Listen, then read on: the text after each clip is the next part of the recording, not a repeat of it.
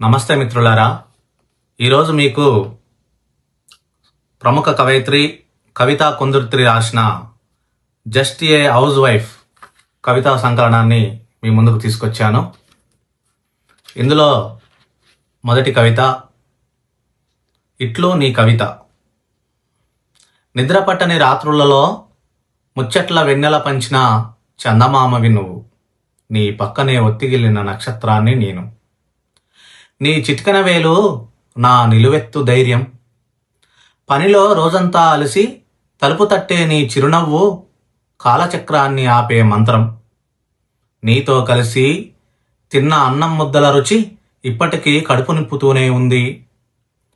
నీ కౌగిట్లోని వెచ్చదనం నా గుండెల్లో ఇంకా సవ్వడి చేస్తూనే ఉంది. నీలో పూసి నీ చుట్టూ తావిచ్చుకున్న పూలతోటే కదా నా ప్రపంచం.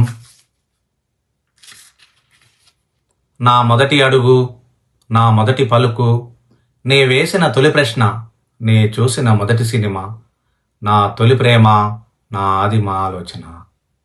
నా ఏకైక హీరో నువ్వు, విసిగించిన చిన్నబుచ్చిన పసిదాన్నని నువ్వు.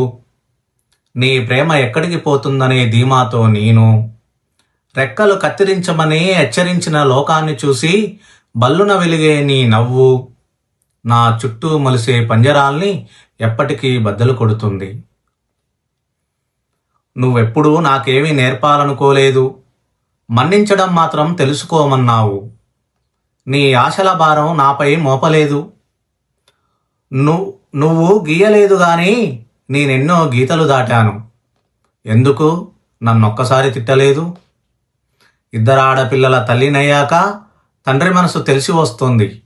గుణపాఠం చెప్పే కాఠిన్యం లేనివాడివి. ఈ మొండిదాని మురిపం తీరకుండానే ఎటో తరలిపోయావు. నువ్వేం సాధించావు? తాతని వచన కవితలా చదివావు.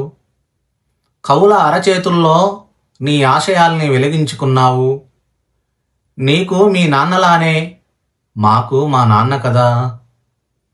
నీలాగే నవ్వేందుకు, నీలాగే మనుషుల్ని ముట్టుకునేందుకు, మన్నించేందుకు, మనసిచ్చేందుకు, నీ అంత ప్రేమించేందుకు ప్రయత్నిస్తూనే ఉన్నా.